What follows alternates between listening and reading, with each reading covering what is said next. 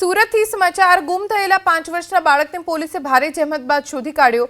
નવયુગ કોલેજની ગલીમાં માતા-પિતા મજૂરી કામ કરતા હતા। એ સમયે 12 વાગે બાળક અચાનક ગુમ થઈ ગયો।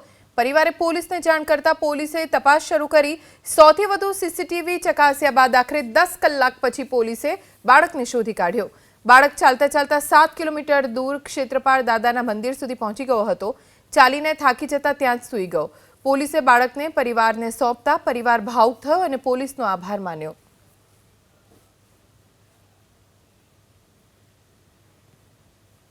જ્યારે પોલીસે બાળકને તેના માતા-પિતાને સોંપ્યો તો માતા-પિતા ભાવ વિભોર થઈ ગયા, કારણ કે બાળક અચાનક ગુમ થઈ જવાના કારણે માતા-પિતા પણ અધમુઆ જેવા થઈ ગયા હતા। ખૂબ શોધખોળ કરી અને ન મળતા આખરે પોલીસને સંપર્ક કર્યો।